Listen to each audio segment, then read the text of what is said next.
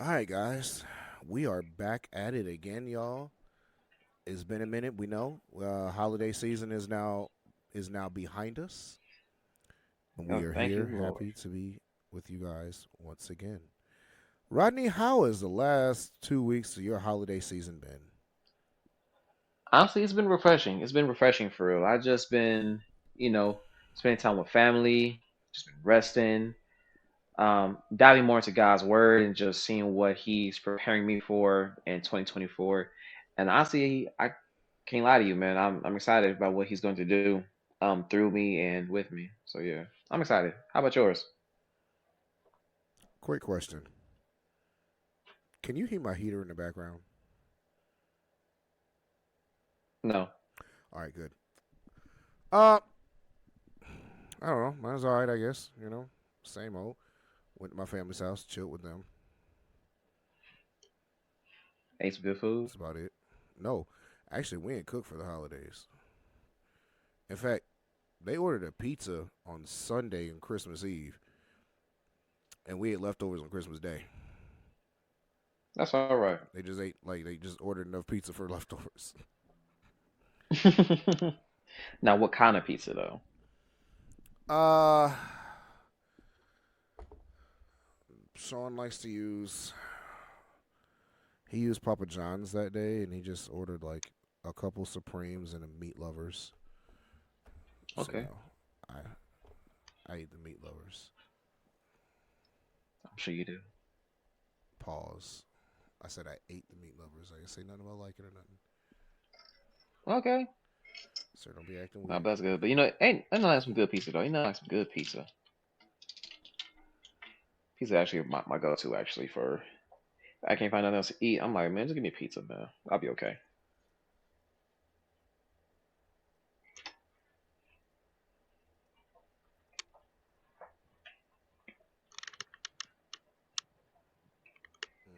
Okay.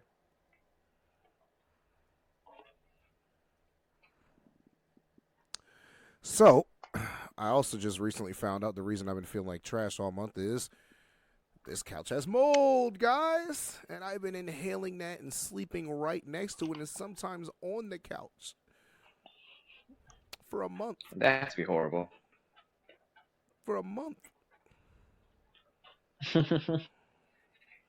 People out here keep asking me if I might have COVID or nothing because my throat's been raw. It feels like I swallowed glass and so much mucus and so much dry coughing and headaches. The headaches. Why? Because I've been living in an atmosphere of mold, Yeah, which but will that be sounds taken horrible, to man. get, I ain't which gonna will be face it. taken care of tomorrow. All this mess is getting out of here, and I will be paying. I I might have a truck, Rodney, but I'm paying somebody to come grab this stuff because, like I said, I got a mattress and a box spring they need to go to. Mm. So I'm just gonna pay like someone in like one of them box trucks or whatever to come and pick this stuff up because that's gonna be too many trips for me. I want to say too many because it's gonna be two. Like, come get this and get it out of here. Yeah.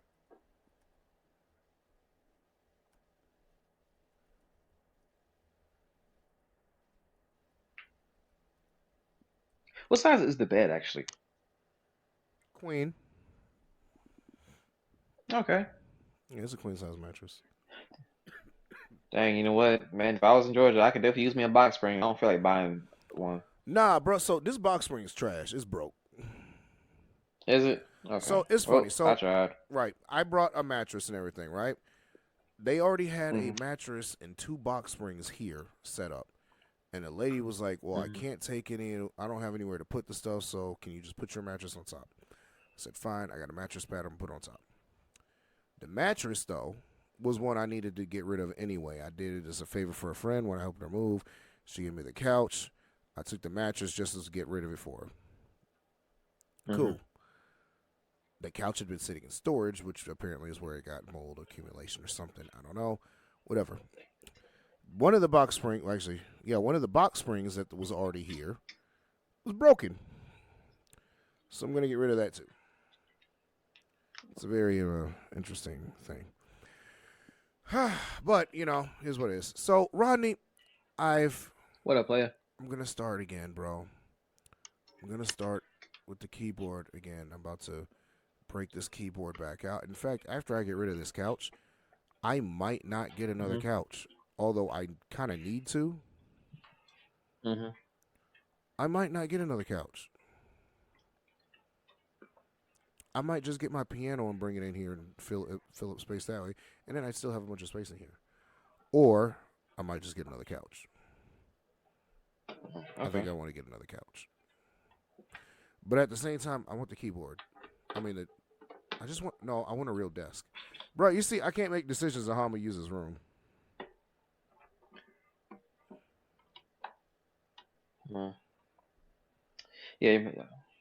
I mean, what's the thing that you want the most in there though? That's the thing. Um, um,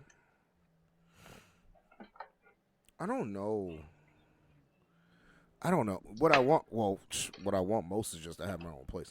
You know what? Actually, I am gonna have a space for a. I am gonna have a space for a desk in a second, because when they come and install this new split unit into the wall, that AC heating unit is gonna come out the window, and so I don't have to worry about blocking anything there.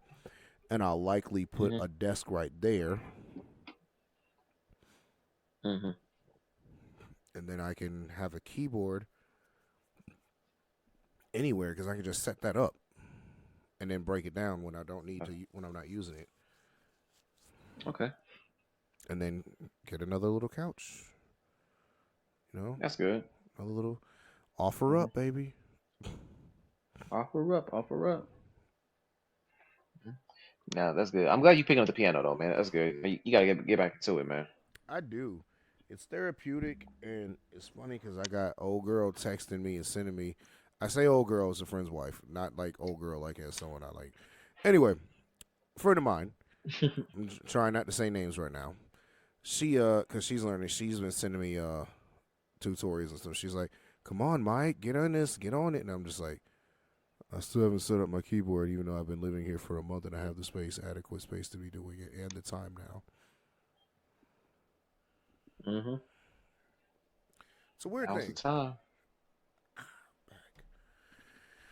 Yeah, it's a weird thing, bro. Um, I don't know. Anyway,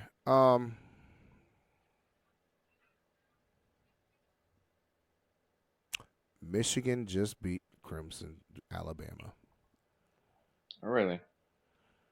I'm going to look forward to this workday tomorrow. Now, for everyone to know, I abhor the University of Michigan. I grew up in Lansing. I'm a Michigan State fan. However, after being down here and growing up in the South in Georgia and having to deal with these obnoxious Alabama fans and these obnoxious, the SEC is the best thing to ever create in the world. It's close to the NFL. I am absolutely loving when they lose. I am. I'm loving it. And for all those people that try to bring up the Georgia and Florida State thing, oh, Florida State shouldn't have been because look, they got blown out by the largest score in bowl game history. And they say that, but at the same time, Florida State had 18 of their 22 starters opted out of the game. And it was something like 33 players in total opted out of that game. They were playing a third string quarterback who had never played before. He's a redshirt freshman. They had a wide receiver playing running back. Mm. So yeah, no, yeah, y'all they blew them out. They didn't have anyone to play. But anyway, getting off the sports thing. Right. 'Cause, we've been on this subject all day. Yeah, definitely be on the subject all day, bro. Hey man, let's piss. You want to piss some people off today? Tomorrow, it's me and you, man. I'm always down for it. Are you sure? Yeah, let's do it. Nah, let's wait on that. I might. Let's wait on that. Let's wait on that. Let's talk today. All right. Hey, Rock, What up? have you ever seen a python in person? Not recently. You know how pythons hunt? You know what? I'm not as knowledgeable on it, Mike. How do they hunt? They hunt by constriction. They're not a Mm, biting snake. I mean, they will bite. I mean, their teeth hurt. But they're not like a, I'm going to inject you with venom snake, right? mm-hmm. And they hunt large prey. For example, the Burmese python that's in the Florida Everglades has taken over and everything. They talk about how it's, just running stuff and wrecking the ecosystem. Mm-hmm. They're very adaptable. They're Mm, able to isolate their prey. And what they do is they wrap around their prey and they crush and suffocate it by squeezing the air out of them mm, before eating it whole, or swallowing it whole. mm-hmm. However, because of the way the snake has to attack, it can't attack something that's part of a group. Because if a group fights back, the snake will get hurt because it can only attack one at a time and consume one at a time. It doesn't have the capability of fighting on multiple fronts. Like if you look at other carnivores, and this is what makes this, constrictor snakes and like pythons different. You look at other carnivores and stuff, like look at a lion. Mm-hmm. A lion can fight multiple hyenas at the same time. They have Mm-hmm. claws, they have fangs, they can fight, they can move around, they're fast, strong, they can fight multiple things. It's just I bite you, stop, bite you, I can move around, dip and move. Mm-hmm. A python can't do that. It Right. can't dip and move, it can't get in and out. It's not about I'm gonna bite you and then bite you and then bite you. That's not its game. See, a cobra could do that technically because a cobra has venom. Mm-hmm. They can bite you and then jump and bite the next thing if it needs to save itself and to fight multiple enemies. Python can't do that. Mm-hmm. So a python wants you alone. Some of the Mm, most dangerous ones are the ones that they sit and they blend in. mm-hmm. You ever notice the colors on those snakes?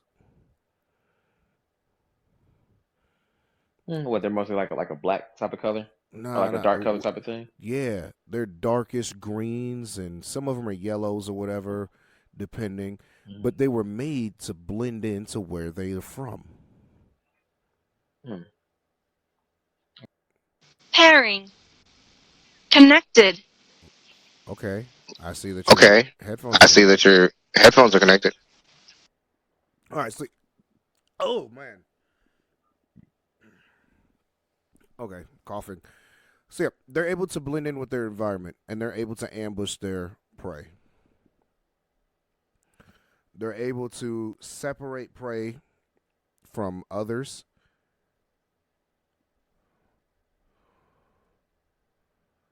They're able to separate their prey from groups and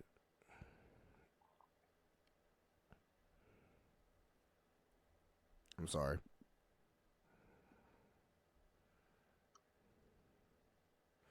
All right, so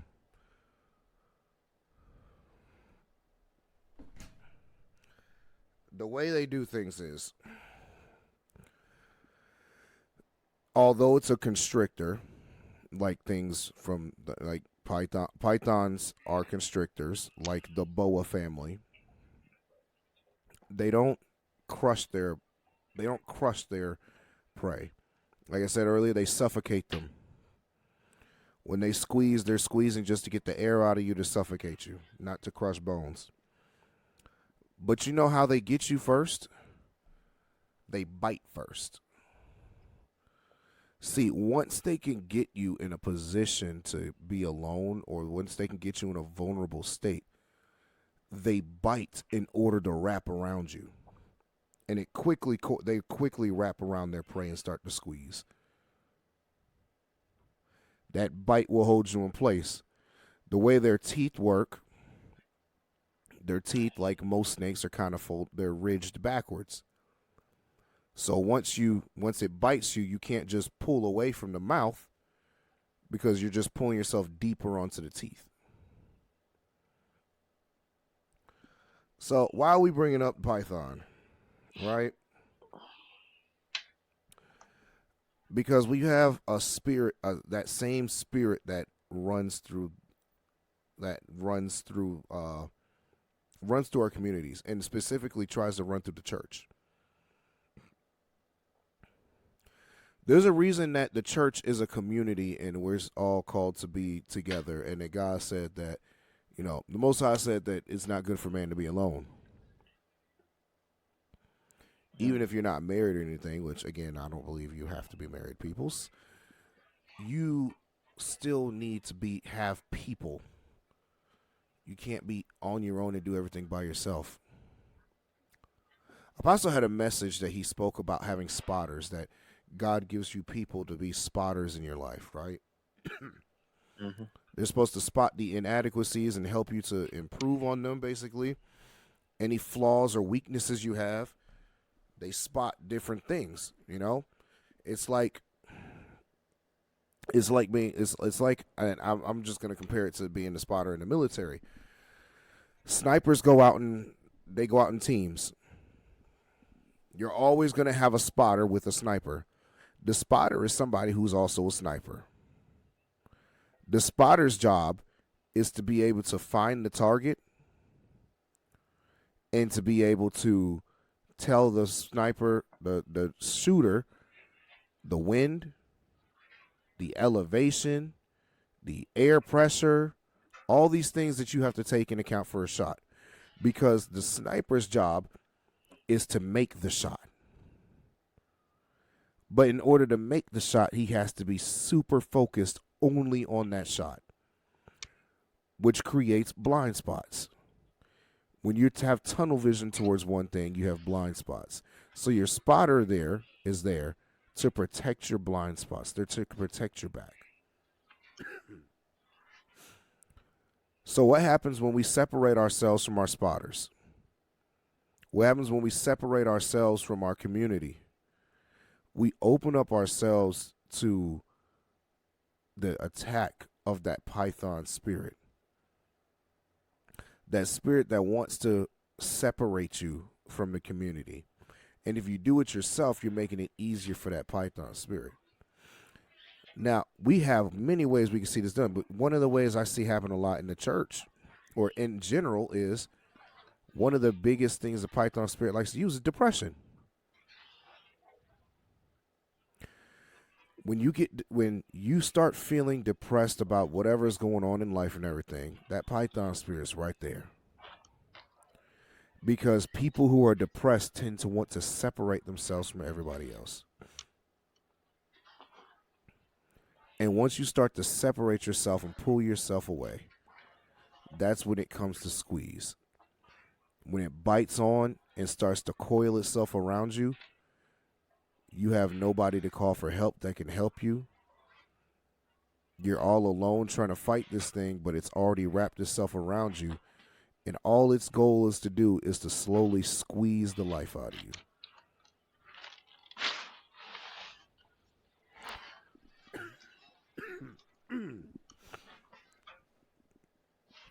The easiest way to combat a Python spirit is in numbers. It's with a group. Mm. The way that the way that I don't fall prey to having something like that attack me is I make sure I reach out and I talk to you, Rodney. Mm-hmm. If all else fails, I make sure I reach out and I talk to you. Whatever's going on in life, I make sure there's somebody I'm accountable to, somebody who I can talk to, somebody who's going to make sure that I'm not isolating myself. Mm-hmm.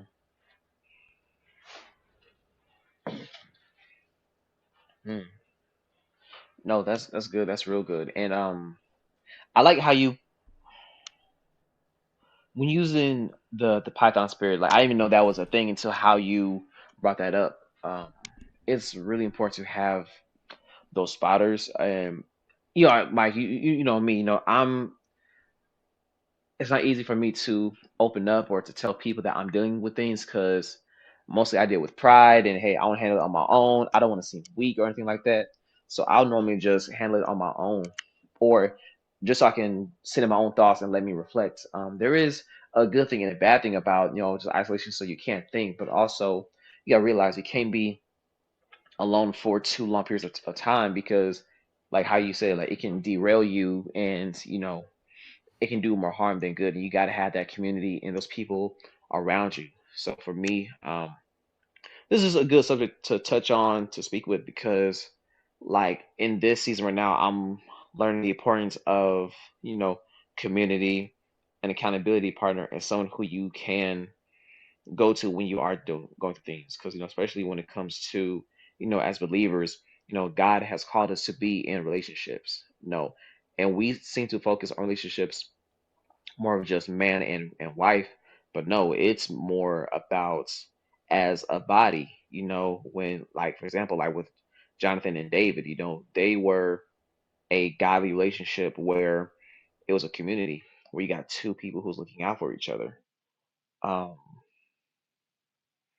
so yeah, just reflect on this one. Like you gotta be open to people and go to them and to not be in the moments of isolation because that's the moment where the enemy can speak anything upon you and without that person who can help direct you guide you where you need to go you know without that person it can derail you to a road of destruction.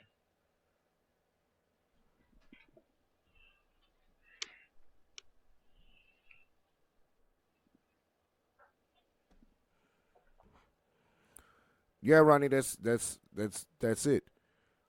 We have to have community. We have to be held accountable. But we also just it's more than just being held accountable.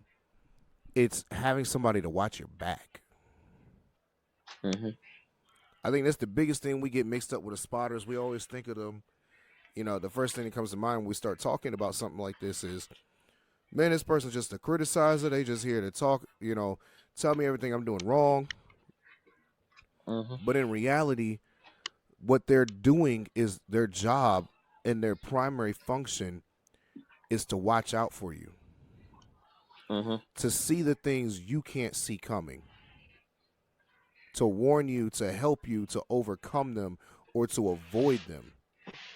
It's Hmm. no different than a parent that sees a car coming down the street while their child's riding a bike and the child can't see the car because they're oblivious because they're just having fun. The Hmm. parent's going to go and get the child out of the street. But if that child didn't have that parent, the child might get hit by the car. Hmm. The parent right there was being a spotter for their child. Exactly. Having a spotter with you helps you to avoid catastrophe, avoid harm, avoid death, honestly. Hmm. And I think that's why it's so important to have that spotter. That having that spotter will keep you from being constricted by any kind of python spirit. Hmm. Right. When And you then Mike, oh sorry, mm-hmm. go ahead, my bad. I was gonna say, No, and you when go you ahead, Mike. look in the word, look at all the prophets and everybody that God has called in the word, right? And ask you and look and see how many of them were just alone. Honestly, if you look, Moses wasn't alone. I mean, while he was in the wilderness, he was. But when he actually started to have his assignment, he had Aaron right next to him the entire way.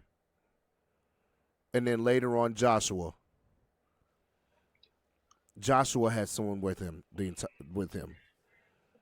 Hmm.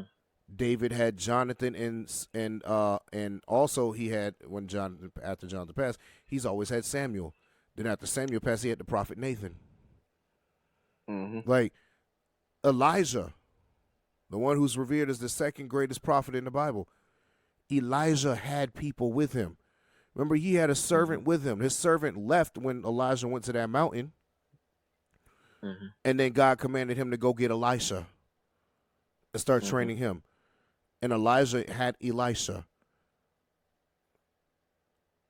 The disciples, the 12 apostles, had each other. Mhm. God, Jesus sent them out in twos. Why he sent them out in twos?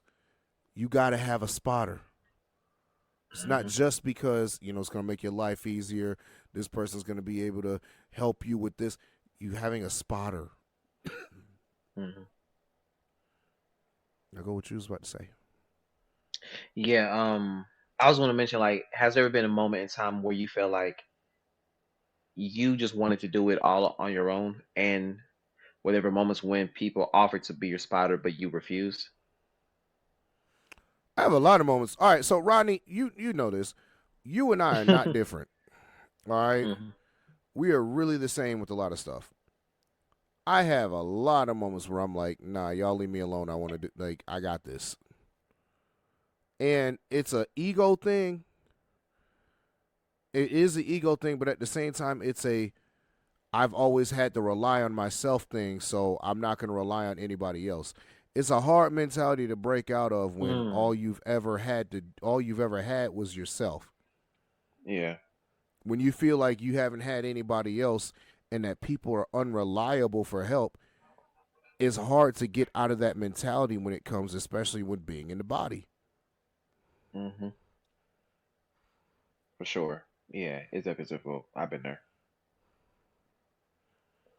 Um, yeah, because it's like once you get deeper into the word and you see how much God does desire partnership, and then it's crazy how we're talking about this because I'm re-upping on Transformation Church, and then and Michael Todd, he's doing this series about, oh my gosh, what was it? So it's pretty much it's about kingdom relationships, and specifically it was a sermon of picking the right partner, and he was just talking about how you got to have the right partner is who's going to be there when you fall and to catch you when you fall. And then he said it's so amazing. He said, so when you fall, what is it that actually hurts you? Is it the fall itself, or is it you actually hitting the ground when you fall? The fall doesn't Mm. hurt, but you hitting the ground, that's what hurts. But if you have people there with you who pick you up in the midst of your fall, the fall won't be as bad.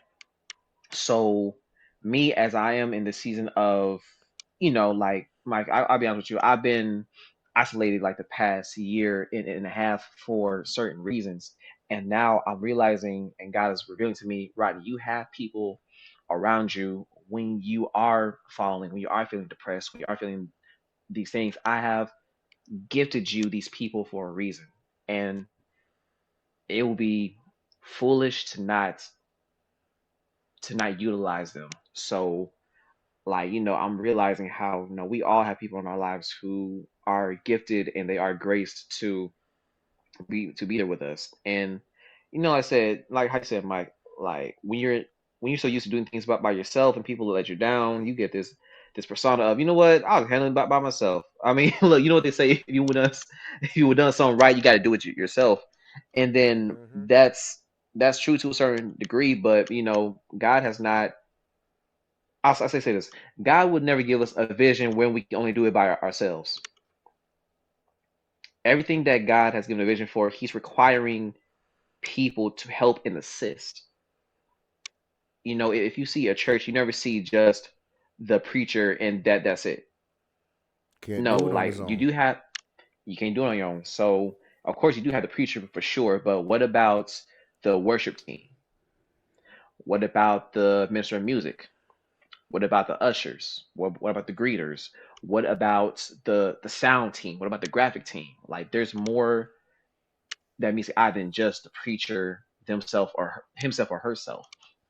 Where you need people to help lift you up and to proceed of God's vision. So now, like I said, I'm learning to just to be more.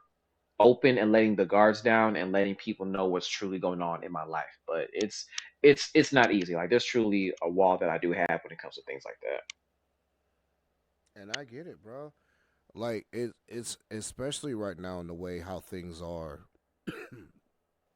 in culture and everything. It's Hmm. hard to try to say I can rely on somebody. Hmm. It's not like the popular thing, especially you know what? And this is the big problem for men.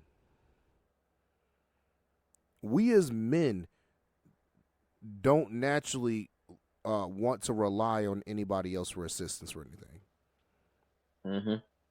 Whether it's a Right. pride or ego thing or a sense of duty or whatever, like this is how it is. Because I tell you right now, for me, it isn't necessarily an ego thing about I got to be able to do this on my own. It's more of this is just how it has to be. This is how it's supposed to be. Because I'm a man, this Hmm. is how things are supposed to go. I'm supposed to be able to take care of this. I'm supposed to be able to do this on my own. I'm not supposed Hmm. to have to go for help every time. Yeah, that's definitely a big issue for real. That's definitely a big issue as a man.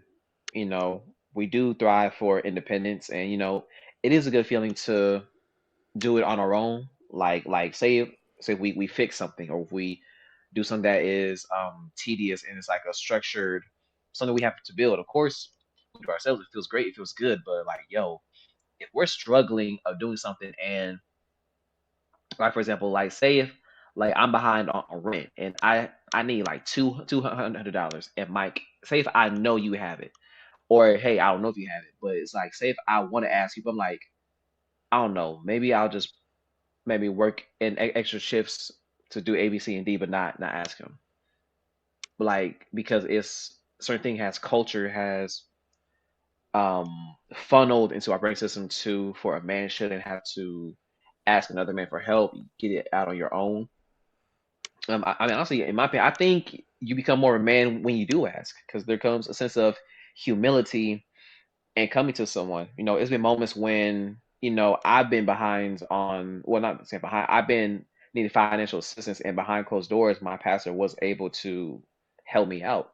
I mean, even though it wasn't easy, because no, you're wrong. This was like a lot, a lot of money, but of course, I get paid from the church, so I just asked them to Money in just take it advance. out of my, yeah, in advance for sure. So I said just take it out of my advance, and then just do it right there. And then, but that was a moment, Mike, when I really was afraid to ask. Um, but I knew as a good shepherd, like if his flock is in trouble, then he would help. And then, by the good grace of him, he was able to help me in the financial assistance that I need. So I do think, in my opinion, like you're more of a man when you're able to embrace, hey, I don't have this. And you go to those people for help. Yeah, I don't know about all that more of a man thing, but Hey. it shouldn't make you less of a man. Mm, I don't know if I can say more of a man to be going to ask for help, but I can agree that you're not less of a man because you needed to ask for assistance for something. mm, And we should never have to feel like we are less of a man when we have to ask for, because at the end of the day everyone needs help eventually. mm-hmm, Don't care who you are. Everyone needs help eventually. mm-hmm. You ask Jesus for help. Ain't that the truth? We do ask Jesus for Ain't help. that? Right. But Lord. we act like we can't ask people. And a lot, Mm-hmm, I know a lot of that's because people get done dirty and all of this and whatever. People have trust issues and all that. Because guess what? I got the same thing. I definitely got trust issues. mm-hmm, I got mm-hmm, trust issues. mm-hmm. But we got Yeah. to be able to get over that.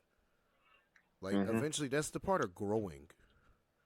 For sure. The part of growing is knowing that well, I feel this type of way, but yet I can get over this and work out these and push through what I'm feeling.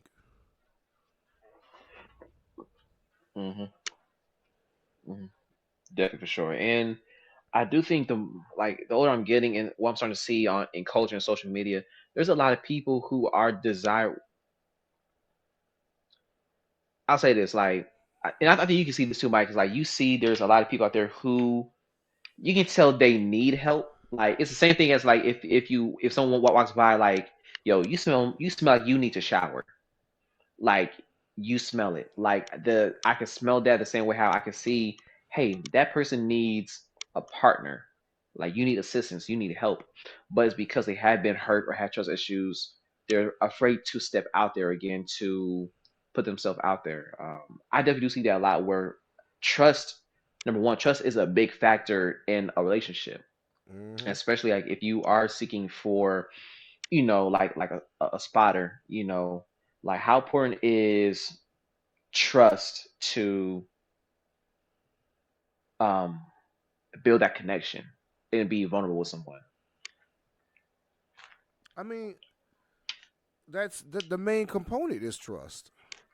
Hmm. Being able to be vulnerable. Like you have to trust to be like no one's going to be vulnerable with somebody they can't trust. Hmm. I mean, unless you just don't care. Hmm. But I would argue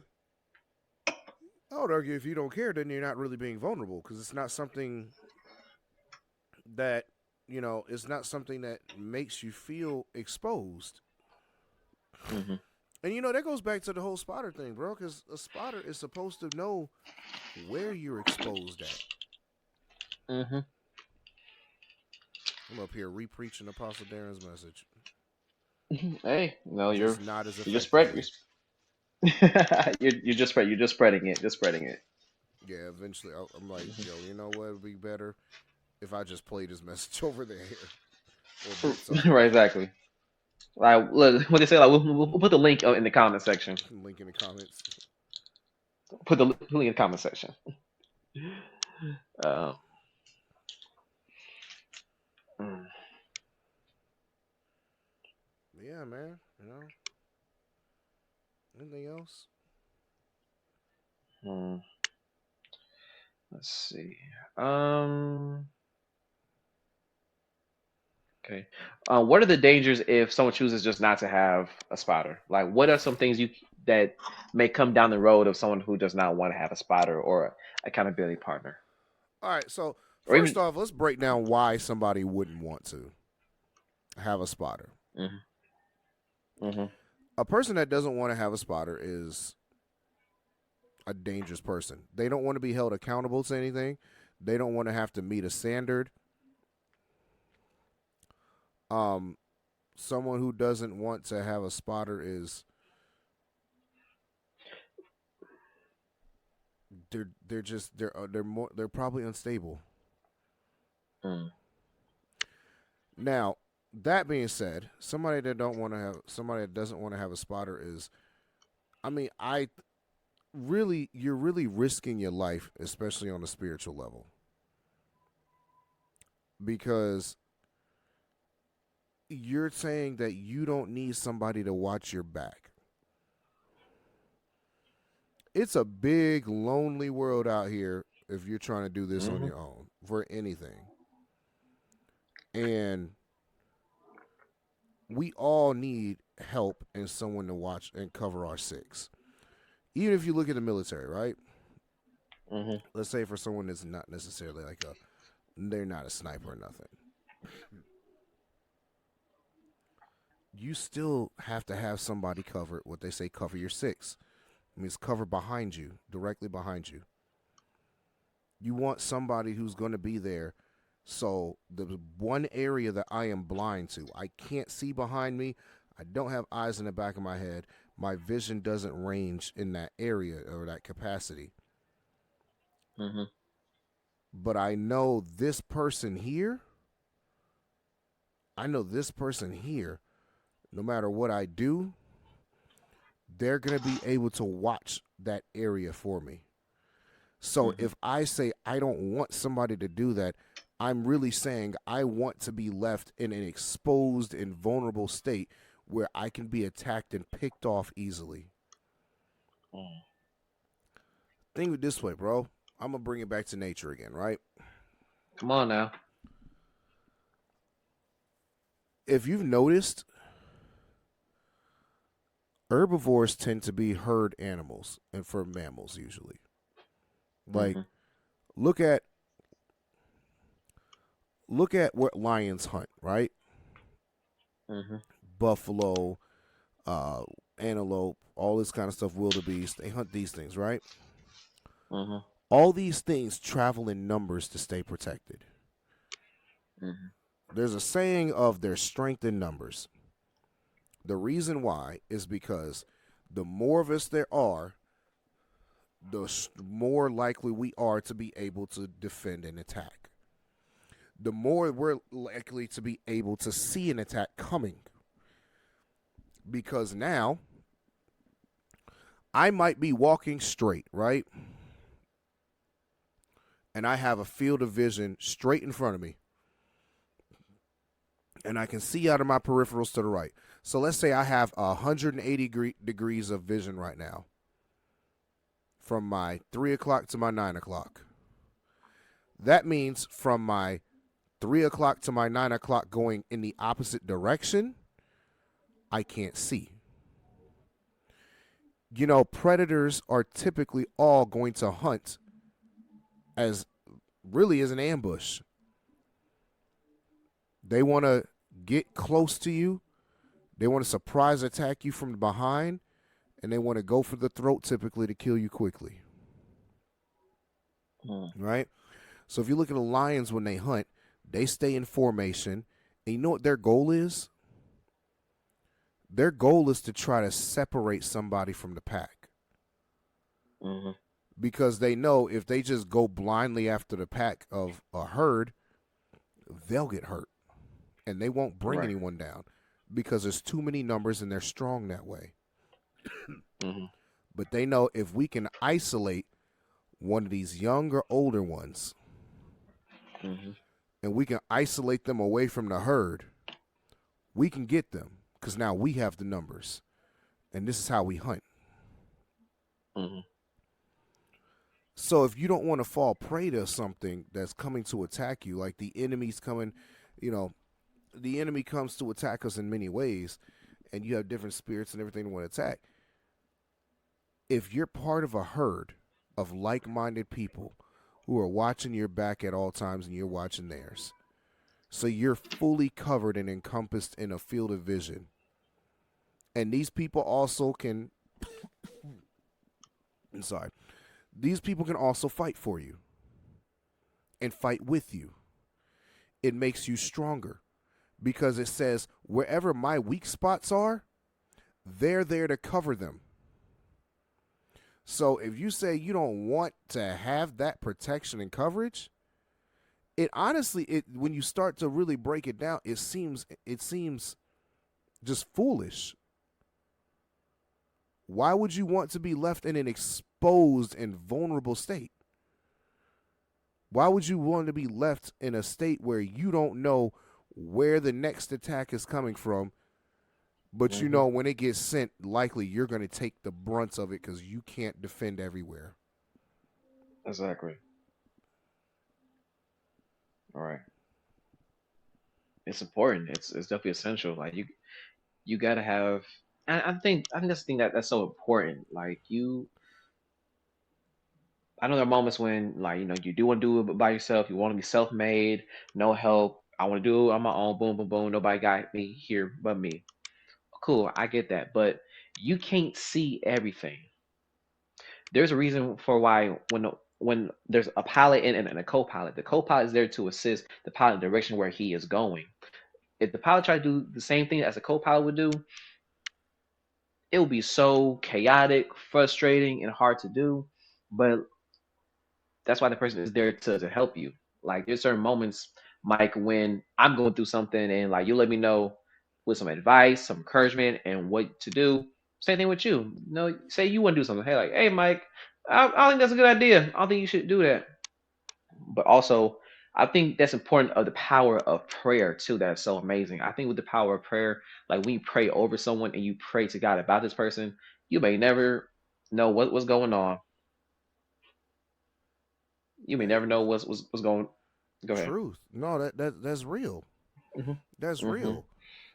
And especially when it comes to prayer, like one thing we underestimate is the power of prayer and having that power of that somebody that's there to cover you in prayer. Mm-hmm. That person coming to cover you in prayer, especially you got like a real intercessor, but they Oh gonna see, man. they gonna be when they go into prayer, they're going to see things that are that might be 2 months out coming from you. And Mm-hmm. guess what? Because of their prayers, it's already gone and dealt with. Mm-hmm. You don't even know the stuff that could have hit you that was stopped Mm-hmm. because you had an intercessor that was covering you. Mm-hmm. Yeah. Yeah. So that's why it's so essential. It's so essential. Man. So it's one of the things that came to my mind, like as we are talking about this. Like this back to a sermon that how what Michael Tyler was saying, how if you are picking someone who is a spotter, someone to to be with you and whatnot, and he brought up Jesus. Now, Mike, now you and I both know if anybody who didn't need a spotter or nothing like that, we know we know it was Jesus.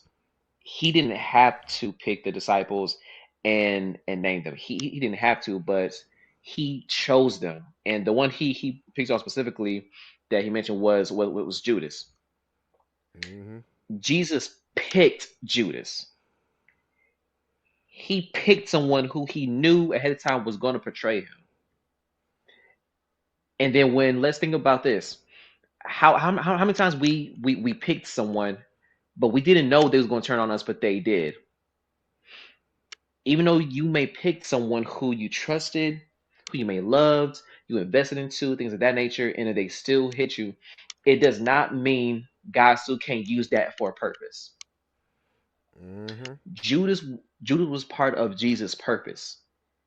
If he didn't do what he did, Jesus would not have gone to the cross and died for our sins. So the same way how that person may have mistreated us, we share something with them, but they abused the trust that we had.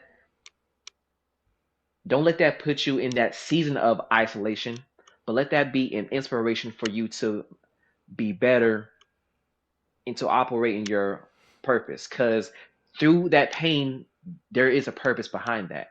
You may not see it now, but there's going to be a moment in time where you're going to thank that person for that moment because it helped birth something that came out of you that can add to your testimony. As many times have I been hurt, I've been rejected, I've been slept on, I dropped the ball on, I've been cheated on, I've been abused to, I've been lied on. But I don't let that cripple me and affect me and get hide up under bed into my shell. Nah, you know what? I'm gonna be positive. God, out of this pain, you're gonna get the glory out of this. I don't know how, but you're using this for my purpose. Yeah, and it's really unbiblical for us to think that we can do this by ourselves. Mm-hmm. Yeah. God told us the Lord told us we couldn't.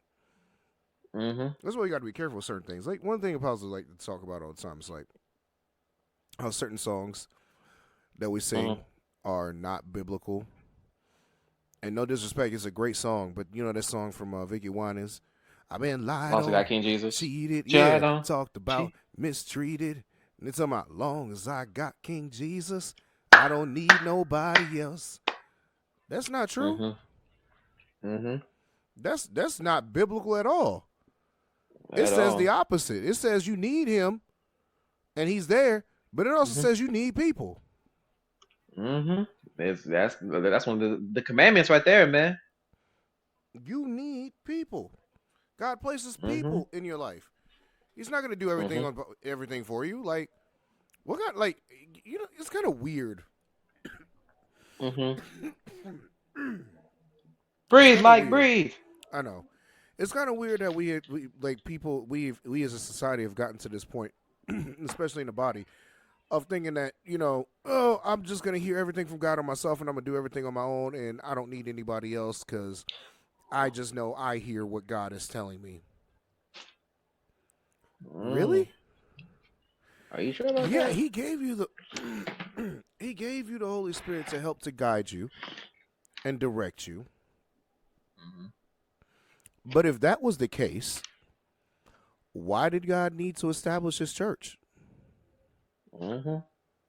If that was the Come on case, now. then the apostles would go out converting people and just tell those people, go convert other people. And you don't need to go to this assembly and you don't need to be under a leader, a pastor, or nothing like that. You're fine. You Hmm. have the Holy Spirit inside you. It's all good, bro. You're good. Just be on your own. They Exactly. didn't do that. Why? Because we still need each other and we need community. We need spotters. We need people who hold us accountable. We need people that are like minded to be around. I need you. You need me. We're all a part of Of God's God's body. body. Yeah. Mm. It is Stand His with will. me. Hey, Agree with me. We're all a part of God's body. it is His will. It is His will that every need be supplied. You Mm-mm-mm. are important to me. I need I you to need you to survive. survive. Boy, that's that song. And I love when they go into the bridge. I Oh my gosh. pray for you. You Hey, pray for me. I love you. I need you to you to survive. survive. I I won't won't harm you. Go with ahead, Ronnie. words from my mouth. I love you. I need you to survive. Man, I remember I did that for Family and Friends Day, Miami. Oh my gosh, man, that place went crazy. Oh my goodness, Hezekiah is. You know, we don't talk about What's how up? great Hezekiah is enough. For sure. Hezekiah is amazing, man. Hezekiah Um, was oh, mhm. great. oh, Great. oh, man, bro, we did Grateful on Sunday. Mm, Mm. Y'all sang it or y'all danced to it? saying, Mm. saying, man. Whew, when I talk about, yeah, Hezekiah don't get his flowers enough. So I could go on and on and on Hmm. about your words. Whew, It man, is it's hard for some me to about them sing right now. My songs, man. throat is raw. Yeah, yeah. I want you to wear it out, man. Drink you some chamomile tea. I don't have any. I just got coffee. I feel you though. Mm. Yeah, I'm gonna be drinking Oh, coffee. bro, man, I don't think I ever told you. I saw Fred Hammond at the House of Blues a few weeks ago, man. I forgot to tell you. What? Hmm. Yeah, it I'm a was little Fred jelly. Hammond. It was Fred Hammond, Vashawn Mitchell, and James Fortune. They was at the House of Blues a few weeks ago. Yeah, I'm a That little was jealous, bro. amazing. That was amazing. I ain't gonna fake you. That was amazing. That that was dope. I ain't gonna fake you. Yeah, bro. I'm a little, just a little bit, but I'm a little jealous. I'm so, I'm sorry. I'm sorry. I mean, it's all right. I be sitting here like, man, like I be wanting you to tell me one of these times when you get some concert tickets. You're like, Mike, come on, and I'll be like, all right, say no more. I'll be up there. All right, I got you. If I actually win some, shoot, like there's more people hired at the company now. So every time we do a raffle, it's been taken up. These were actually just like concert tickets Man, screw that a that, friend of man. mine We like might just bought. have to buy some. You guys have a Yeah. lot of people coming to Cleveland. I've Hmm. noticed that Right, you'll be y'all surprised. are a hot What? stop. Hmm. Yeah, we are. It's okay. So it's either three places. It's either Cleveland, Cincinnati, or Columbus. Like depending on what it is. Yeah. I So feel there's a Cleveland, like lot. sometimes they come to Cleveland. I be watching stuff. Sometimes there's a lot of like performances and stuff that come through Ohio that don't even come to Atlanta. Now I be really trying to figure Really? out how do you don't come to Atlanta. Nah, for real. I'm thinking the same thing. How y'all not? But I Man, that's notice a weird. lot of gospel stuff will go through Hmm. there and won't come through. And I think a lot of it's because this isn't like a gospel city. Mm. It's not. You know, the gospel cities are traditionally going to be like Midwest and East Coast cities. You know what? You're actually New right. York You're is actually right heavy. about that. You're gonna have a lot in Detroit because I mean, look, Detroit was big on Yeah, that. Detroit. Yeah. Cleveland, Chicago, like those are a lot Mhm. of those gospel places. You're gonna have some around the South too. Different places Mhm. in Texas, Dallas, Houston. Um, Mhm. Yeah, you're think right. like New Orleans. Different places around, but I don't like Florida, South Carolina, but Interesting. Georgia and Tennessee too. No, Nashville, but Atlanta Mhm. is kind of like hit or miss with that. I've noticed, and it Mhm. sucks because like sometimes I'll be seeing stuff and I'll be like, bro, y'all from this city though.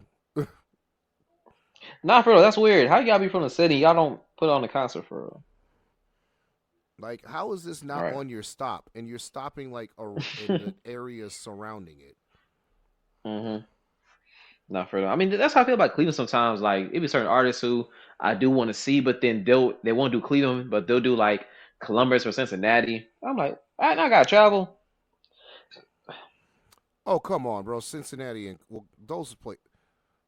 Columbus isn't far. Okay, yeah. So Columbus is far. Columbus, I think it's an hour and a half. I want to say. I mean, I think Columbus. Cincinnati's on the other side of the state, so I'll give you that.